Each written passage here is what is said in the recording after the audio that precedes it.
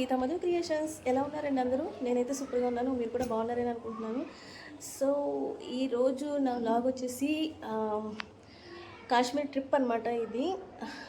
So మొత్తం luggage అంతా ready చేసేసుకున్నాము. చూసారు కదా, నేను కూడా రెడీ అయిపోయాను. ఈరోజు స్టార్ట్ అవుతున్నాము ఇక్కడి నుంచి. కాశ్మీర్ స్టార్ట్ అయిన తర్వాత కాశ్మీర్ ట్రిప్ అదంతా కూడా మీకు మ్యాక్సిమం అంతా కూడా నేను వీడియోస్ చేయడానికి ట్రై చేస్తాను. సో ఇదండి, ఇప్పుడు స్టార్ట్ అవుతున్నాను కదా. స్టార్ట్ అయిన తర్వాత మీకు వీడియోస్ అన్నీ కూడా అప్డేట్స్ ఇస్తూ ఉంటాను. So let's continue the video. అదండి విషయం. ఆల్రెడీ మీకు అర్థమైంది కదా. ఇప్పుడు మా కాశ్మీర్‌కి సంబంధించిన వ్లాగ్స్ అన్నీ కూడా మీ ముందుకు రాబోతున్నాయన్నమాట. సో మేము ఎప్పుడు వెళ్ళాము, ఎలా వెళ్ళాము, ఏంటి అనేది అన్నీ మీకు క్లియర్‌గా ఎక్స్‌ప్లెయిన్ చేస్తాను. ఎవరైనా కాశ్మీర్ వెళ్ళాలనుకుంటే మటుకు ఈ వీడియో ఎక్కడ స్కిప్ చేయకుండా చూడండి. మొత్తం ఇన్ఫర్మేషన్ అంతా నేను ఇస్తానండి. ఎందుకంటే అక్కడ కాశ్మీర్‌లో కొన్ని చేయాల్సినవి ఉన్నాయి, కొన్ని చేయకూడని పనులున్నాయి. సో అవన్నీ కూడా నేను మీకు డీటెయిల్డ్‌గా అన్నీ ఎక్స్‌ప్లెయిన్ చేస్తానండి. సో ఇప్పుడైతే మేము నెల్లూరు ఇంటి నుంచి అయితే మార్నింగ్ 12కి స్టార్ట్ అయ్యామండి. మార్నింగ్ అంటే ఆఫ్టర్నూన్ 12కి అయితే స్టార్ట్ అయిపోయాము. అక్కడి నుంచి చెన్నై వచ్చామన్నమాట. చెన్నై నుంచి మాకు ఫ్లైట్ ఢిల్లీ అండి. అంటే కనెక్టింగ్ ఫ్లైట్ అనమాట. ఢిల్లీ నుంచి తర్వాత కాశ్మీర్ అనమాట. డైరెక్ట్ ఫ్లైట్ కాదు మాది, కనెక్టింగ్. సో 12కి అక్కడ స్టార్ట్ అయిన తర్వాత మేము చెన్నై వచ్చి చెన్నై ఎయిర్‌పోర్ట్‌కి అది వచ్చేటప్పటికి 8:30 అయిందండి. అక్కడి నుంచి మనకి బయట నుంచి లోపలికి అంటే ఎయిర్‌పోర్ట్ ఐ మీన్ ఫ్లైట్ దగ్గరికి ఇలాగ వాళ్ళు బస్‌లో తీసుకువెళ్తారనమాట. దానికి మనకి ఒక 10 మినిట్స్ టైం అయితే పడుతుంది ఫ్లైట్ దగ్గరికి వెళ్ళడానికి. సో ఇప్పుడైతే మనం ఫ్లైట్ దగ్గరికైతే వెళ్తున్నామండి. సో చూసారు కదండీ, ఫ్లైట్స్ అక్కడ లోపలంతా ఎలా ఉందనేది.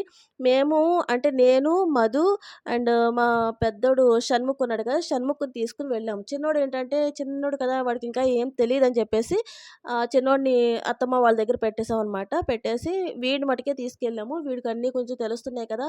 అయితే చాలా బాగా ఎంజాయ్ చేశాడండి. ఆ ట్రిప్ అంతా కూడా మమ్మల్ని ఏమి ఇబ్బంది పెట్టకుండా ఒక్కొక్కసారి అయితే ఏంటంటే ఎర్లీ మార్నింగ్ 4కి అలాగా లేవాల్సొచ్చిందనమాట. లేచి రెడీ అవ్వాలంటే అస్సలు ఇంత కూడా ఇబ్బంది పెట్టకుండా లేచి రెడీ అయిపోయి అసలు నాకైతే పర్సనల్‌గా చాలా కోఆపరేట్ చేశాడనమాట.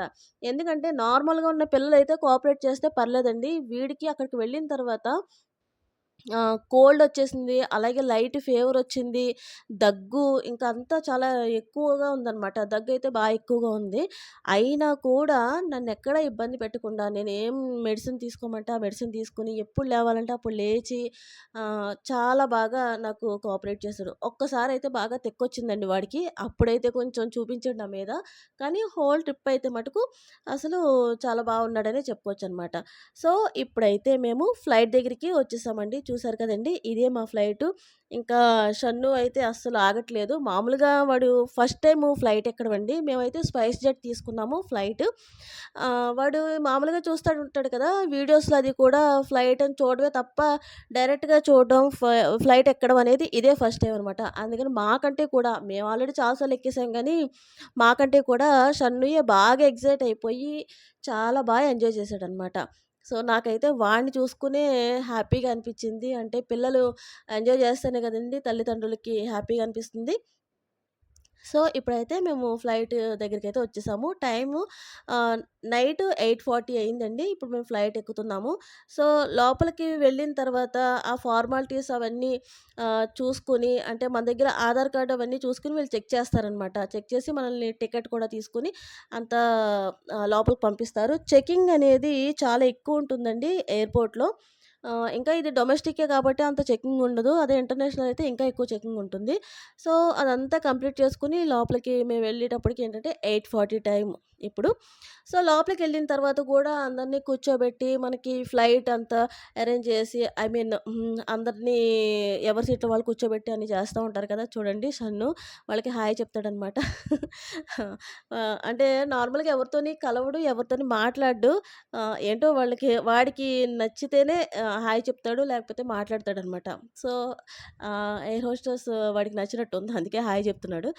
సో ఇప్పుడు కూర్చున్న తర్వాత ఫ్లైట్ టేక్ ఆఫ్ అవ్వడానికి మాకు టైం అయితే 9:20కి టేక్ ఆఫ్ అయిందండి. అంటే 8:40 కదా. ఇదొక 15, 20 దగ్గర దగ్గర మనకి 35-40 మినిట్స్ టైం అయితే పడుతుందనమాట. ఫ్లైట్ లోపలికెళ్ళిన తర్వాత ఫ్లైట్ టేక్ ఆఫ్ అవ్వడానికి అంత టైం అయితే పట్టిందండి. సో, ఇప్పుడు మేము ఢిల్లీ వెళ్తున్నాము. ఈ ఢిల్లీ వెళ్ళడానికి మిడ్‌నైట్ 2 అయిందండి ఫ్లైట్. అంటే అక్కడ ల్యాండ్ అయ్యే టైంకి ఏంటంటే మిడ్‌నైట్ 2 అయింది.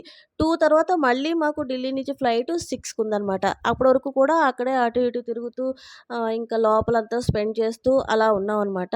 సో, అందుకని నేనైతే మీకు టేక్ ఆఫ్ అయ్యేది అంతా కూడా నేను వీడియో తీసి పెడతానండి. ఫస్ట్ టైము అంటే ఎవరైనా ఫ్లైట్ ఎక్కని వాళ్ళు అది ఉంటారు కదా! వాళ్ళు ఎక్స్‌పీరియన్స్ చేయడానికని చెప్పేసి నేను ఈ వీడియో అంతా పెడుతున్నాను. ఎక్కడ స్కిప్ చేయకుండా చూడండి మీకే అర్థమవుతుంది. తర్వాత అక్కడ ఏమేం చేయాలి, ఏమేం చేయకూడదు అనేది కూడా నేను మీకు ఈ వీడియోలోనే చెప్తాను. అండ్ ఫర్దర్ వీడియోస్‌లో కూడా నేను మీకు చెప్తానండి. సో, ఎక్కడ స్కిప్ చేయకుండా మీరు ఫుల్ వీడియో అంతా కూడా వాచ్ చేయండి. చాలా బావుంటుంది. కాశ్మీర్ అయితే అందరికీ తెలుసు చాలా బావుంటుందని చెప్పేసి. కానీ నేను మొత్తం ఎక్కడ నాకు వీలైనంత వరకు కూడా మొత్తం నేను షూట్ చేయడానికైతే ట్రై చేశాననమాట. సో, మాక్సిమం నేను షూట్ చేశాననే అనుకుంటున్నాను. So, let's continue the video.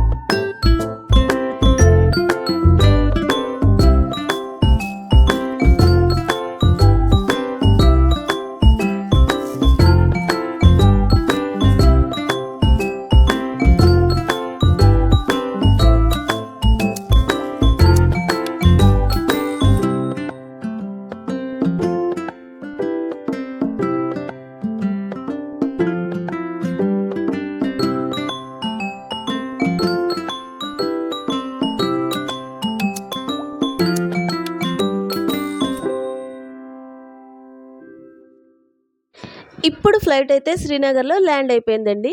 Srinagar అంటే ఏం కాదు జమ్మూ కాశ్మీరే. ఐ మీన్ కాశ్మీర్ అనమాట. కాశ్మీర్‌నే శ్రీనగర్ అని కూడా అంటారు. సో, ఇప్పుడు ఇక్కడ మీకు ఒక విషయం అయితే చెప్పాలండి. బాగా గుర్తుపెట్టుకోండి. అక్కడ మన ఫోన్స్ ఏమి పనిచేయవండి. జస్ట్ అక్కడికి వెళ్ళిన తర్వాత చూస్తున్నారు కదా! ఈ క్యామెల్‌లా ఒకటుంటుంది. అక్కడ ఒక సిమ్ అయితే మనం తీసుకోవాలి. మన ఆధార్ కార్డు, మన డీటెయిల్స్ అన్నీ ఇచ్చేస్తే వాళ్ళే జియో సిమ్ ఇస్తారనమాట. అక్కడ జియో సిమ్ మాత్రమే పనిచేస్తుందండి. అది కూడా మనం ఇక్కడి నుంచి పట్టుకెళ్ళిన జియో సిమ్ అయితే వర్క్ చేయదు.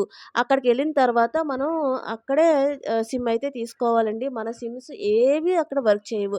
అదైతే గుర్తుపెట్టుకోండి. మాకైతే ఆ విషయం ముందు తెలీదు. సో, అక్కడికెళ్ళిన తర్వాత మేము ఆహ్, ఈ ఫోన్‌కి సిమ్ అయితే తీసుకున్నాము. తర్వాత ఆ పక్కనే టాక్సీ స్టాండ్ అని ఉంటుందనమాట. సో, అక్కడ అన్నీ పార్క్ చేసుంటాయి. మనకి దానికి సంబంధించి కూడా ఒక ఆఫీస్ ఉంటుందండి. అక్కడికి వెళ్ళి మనం ఎక్కడికైతే వెళ్ళాలనుకుంటున్నామో ఆ పేరన్నీ కూడా వాళ్ళకి చెప్తే దానికి అమౌంట్ ఎంత అవుతుందో వాళ్ళు చెప్తారు. సో, టాక్సీ కూడా వాళ్ళే అరేంజ్ చేస్తారు. మనం ఆ టాక్సీ ఎక్కేసి వెళ్ళిపోవచ్చనమాట. సో, ఆ విధంగా మేము కూడా ఆ పక్కన చూసారు కదండీ! అదే ఆఫీసు. సో, ఇంకా వాళ్ళకి చెప్పాము. మేము తీసుకున్న హోటలయితే దాల్ లేక్ అండి. దాల్ లేక్‌లో అంటే ఇంకా దాల్ లేక్‌లోనే తీసుకున్నాము. అది నేను నెక్స్ట్ వీడియోలో చూపిస్తానండి. సో, ఇప్పుడైతే మేము దాల్ లేక్ వెళ్ళిపోతున్నాము. కాశ్మీర్‌లో దాల్ లేక్ అంటే చాలా ఫేమస్ అనమాట. చాలా బావుంటుంది. చాలా ఫేమస్ కూడా. సో, ఇప్పుడైతే మనం దాల్ లేక్‌కి స్టార్ట్ అయిపోతున్నామండి. సో, ఇంకా ఇంకో విషయం ఏంటంటే అక్కడ టాక్సీలన్నీ కూడా చాలా బావుంటాయండి. మనకి రీజనబుల్ ప్రైస్‌లోనే వస్తాయన్నమాట. అంత ఎక్కువైతే చార్జ్ చేయరు. సో, చూసారు కదండీ! ఇది దాల్ లేక్. ఇంకోటేంటంటే నేను చెప్పాను కదా! దాల్ లేక్‌లోనే మా హోటల్ తీసుకున్నామని చెప్పేసి. అదేంటంటే దానికి సంబంధించిందంతా కూడా నెక్స్ట్ వీడియోలో నేను ఎక్స్‌ప్లెయిన్ చేస్తాను. బట్ ఇక్కడ మేము నుంచున్నది కూడా మీకు తెలియాలండి. ఇక్కడేంటంటే దాల్ లేక్ చుట్టూ కూడా ఘాట్స్ అని ఉంటాయి. ఘాట్స్ చాలా నంబర్స్ ఉంటాయండి. 19, 20, 40, 45 చాలా నంబర్స్ చాలా ఘాట్స్ ఉంటాయన్నమాట. సో, ఆ నంబర్ మనం ఏ హోటల్ అయితే బుక్ చేసుకున్నామో వాళ్ళు పలానా నంబర్ అని చెప్పేసి చెప్తారు. సో, అక్కడ మనం వెయిట్ చేస్తే వాళ్ళే మనకి ఈ విధంగా షికారా అనేది పంపిస్తారనమాట. ఇది ఫ్రీ ఆఫ్ కాస్ట్ అండి. అంటే హోటల్ వాళ్ళు పంపిస్తే ఫ్రీ ఆఫ్ కాస్ట్. మనం గనక సెపరేట్‌గా రైడ్ చేసుకోవాలనుకుంటే దానికి ఛార్జ్ అవుతుంది. సో, ఈ విధంగా మాకు వాళ్ళే పంపించారండి ఈ షికారా అనేది. అంటే అక్కడ దీన్ని షికారా అని చెప్పేసి అంటారు. సో, ఈ విధంగా మేము ఇక్కడి నుంచయితే హోటల్‌కి స్టార్ట్ అయిపోయాము. సో, ఇంకా ఆ హోటల్‌కి వెళ్ళిన తర్వాత ఆ హోటల్ ఎలా ఉంది, ఏంటి అనేది తర్వాత నెక్స్ట్ డే మేము ఎక్కడికి వెళ్ళాము, ఏం చూసాము అన్నీ కూడా మీకు నెక్స్ట్ వీడియోలో నేను చూపించబోతున్నాను. సో, ఇదండి నా వీడియో గనుక మీకు నచ్చినట్లయితే please subscribe my channel. And Kashmir vlogs కోసం మీరు నా ఛానల్ అయితే ఫాలో అవుతూ ఉండండి. ఇంకా చాలా మంచి మంచి వీడియోస్ అయితే మీకోసం నేను అప్లోడ్ చేయబోతున్నానండి. సో, నా కాశ్మీర్ వ్లాగ్స్ ఎలా ఉన్నాయి అనేది మీ ఒపీనియన్‌ని నా కామెంట్ సెక్షన్‌లో షేర్ చేసుకోవడం మాత్రం మర్చిపోవద్దండి. And thanks for watching.